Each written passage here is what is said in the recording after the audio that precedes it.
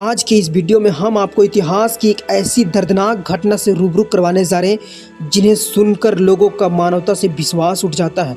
जी हाँ दोस्तों, आज हम आपको उन सन की डॉक्टर्स को दिखाने वाले हैं जो मानवता को शर्मसार कर देने वाले एक्सपेरिमेंट किया करते थे।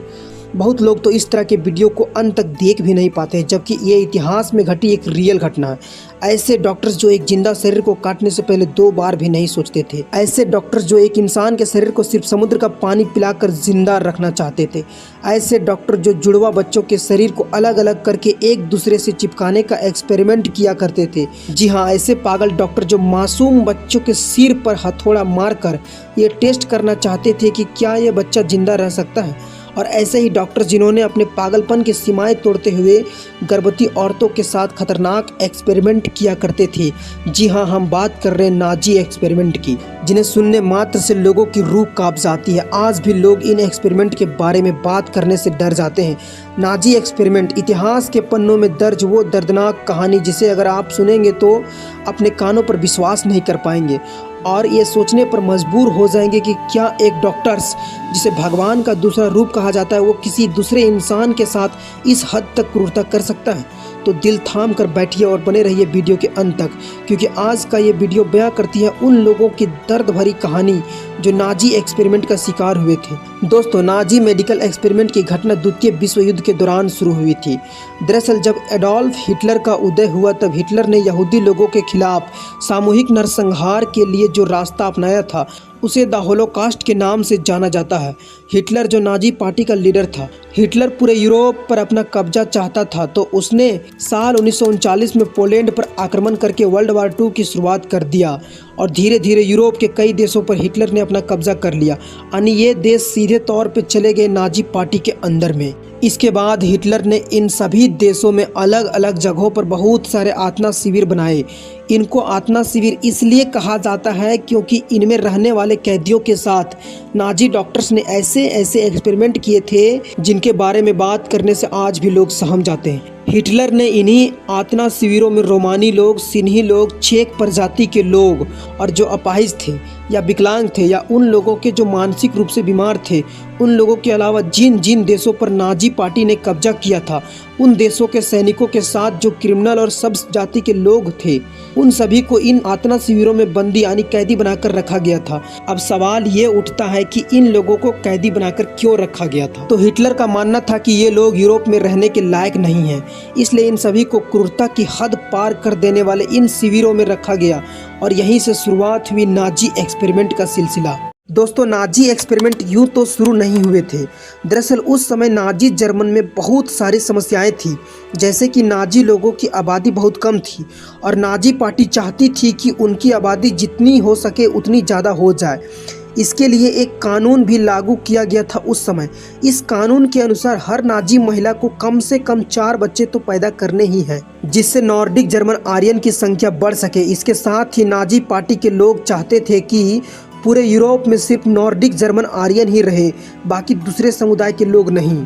नाजी जर्मनी में उन दिनों काफ़ी समस्याएं थी और इन समस्याओं के समाधान के लिए वहाँ के डॉक्टर्स को आदेश दिए गए कि वो कुछ ऐसा एक्सपेरिमेंट करे जिससे एक नाजी महिला हर बार ट्विंस बच्चों को जन्म दे सके, यानी हर बार जुड़वा बच्चे पैदा कर सके, नॉर्डिक जर्मन आर्यन की संख्या जल्दी बढ़ सके। इसके साथ ही अगर कोई वार हो जाता है तो उसमें मान लीजिए कोई प्लेन क्रैश हो गया और नाजी सैनिक समुद्र में डूब गए, तो क्या इन सैनिकों को समुद्री पानी से बचाया जा सकता है?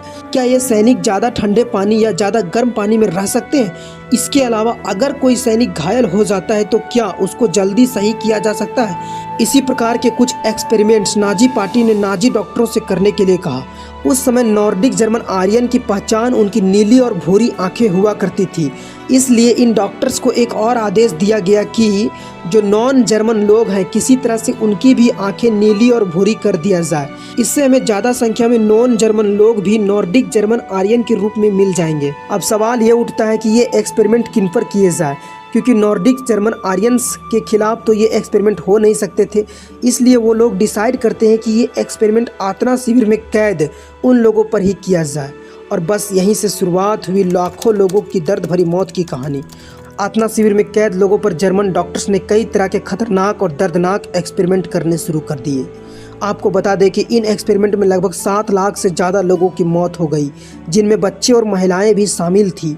उन दिनों क्रूरता की वजह से एक डॉक्टर को एंजल ऑफ द डेथ के नाम से भी जाना जाता था। नाजी आर्मी का एक ऐसा डॉक्टर भी था जिसने इन कैदियों पर अपनी क्रूरता के सभी हदें पार कर दी थी, जिसका नाम था जोसेफ मेंगले। जोसेफ ने इन कैदियों पर ऐसे ऐसे एक्सपेरिमेंट किए जिन्हें सुनकर आप भी सहम उठेंगे। जो सिर्फ एक कट्टर नाजी था, जिसकी वजह से उसे नाजी आर्मी में एक विशेष दर्जा भी मिला हुआ था। वो कैंप में बंदी बनाए गए लोगों पर उल्टे सीधे एक्सपेरिमेंट करता ही रहता था। लेकिन इन एक्सपेरिमेंट से पहले भी कैदियों की सिलेक्शन होती थी। जो कैदी काम करने में एलिजिबल थे उन्हें अलग रखा जाता था, और जो कमज़ोर थे उन्हें हिटलर के गैस चैम्बर में घुट घुट कर मरने के लिए छोड़ दिया जाता था। अब हम आपको बताते हैं जोसेफ मेंगले के वो खतरनाक एक्सपेरिमेंट जिन्हें सुनकर आप भी हैरान रह जाएंगे। ये सोचने पर मजबूर हो जाएंगे कि क्या एक इंसान दूसरे इंसान के साथ ऐसा भी कर सकता है। जोसेफ मेंगले को जुड़वा बच्चों पर एक्सपेरिमेंट करने में बहुत मजा आता था, जो बाद में उसकी सनक का कारण भी बना। माना जाता है कि जोसेफ मेंगले ने लगभग 1500 से भी अधिक जुड़वा बच्चों पर प्रयोग किए थे, जिनमें से सिर्फ 200 बच्चे ही जिंदा बच पाए, जबकि बाकी सबकी दर्दनाक मौत हो गई। दरअसल इन सभी जुड़वा बच्चों को जेंडर और उम्र के हिसाब से अलग अलग रखा जाता था और उन पर कई एक्सपेरिमेंट किए जाते थे। जैसे 2 जुड़वा बच्चों में से किसी एक की आंख निकालकर दूसरे की आंख में लगा दी जाती थी, फिर दूसरे बच्चे पर जो असर होता था उसको देखा जाता था। इतना ही नहीं, दोनों जुड़वा बच्चों के आधे आधे शरीर को काट कर एक दूसरे के कटे हुए भाग में जोड़ दिया जाता था। उसके बाद उनमें जो बदलाव आता था उसे भी देखा जाता था। इतना ही नहीं, एक बच्चे का हाथ काट कर दूसरे बच्चे में जोड़ना, दूसरे बच्चे का पैर काट कर पहले बच्चे में जोड़ना, ये आम बात हो गई थी। और अगर इन एक्सपेरिमेंट के दौरान किसी भी एक बच्चे की मौत हो जाती थी तो उसके साथ साथ दूसरे बच्चे को भी बेरहमी से मार दिया जाता था और फिर इनकी लाशों का अध्ययन किया जाता था। अब जो एक्सपेरिमेंट हम आपको बताने जा रहे हैं उसे सुनकर आपकी रूह कांप जाएगी। दरअसल हाई एटीट्यूड टेस्ट के लिए ये डॉक्टर चेक किया करते थे कि अगर एरोप्लेन चलाते समय हमारा सैनिक अचानक गिर जाए और उसके शरीर पर कहीं चोट आ जाए तो क्या उसके लिए हम क्या कर सकते हैं। फिर इस एक्सपेरिमेंट को करने के लिए आप मानेंगे नहीं, लेकिन इन कैदियों में से कुछ कैदियों को 20,000 मीटर की ऊंचाई से फेंक दिया जाता था।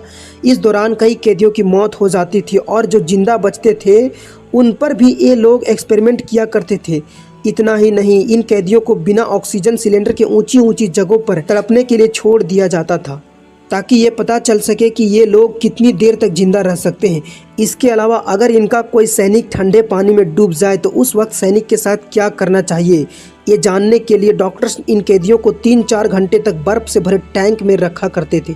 इतना ही नहीं, टैंक में रखने के बाद इन्हें कई घंटों तक -6 डिग्री सेल्सियस तापमान में बिना कपड़ों के रखा जाता था और इसके तुरंत बाद ही कैदियों को खौलते हुए पानी में डाल दिया जाता था। अब मेंगले इन एक्सपेरिमेंट के द्वारा ये पता लगाना चाहता था कि ऐसी कंडीशन में इंसान के शरीर किस तरह से रिएक्ट करता है। इन डॉक्टरों की सनक इतनी बढ़ चुकी थी कि अब इनके लिए एक कैदी सिर्फ एक्सपेरिमेंट का जरिया बन गए थे।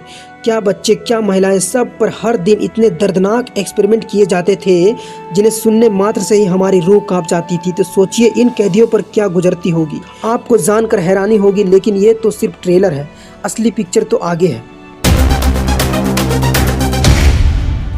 दरअसल ये डॉक्टर हेड इंजरी एक्सपेरिमेंट के लिए जो तरीका अपनाते थे उसके बारे में आज भी कोई बात नहीं करना चाहता। हेड इंजरी टेस्ट के लिए ये लोग 11 से 12 साल के बच्चों पर एक्सपेरिमेंट किया करते थे।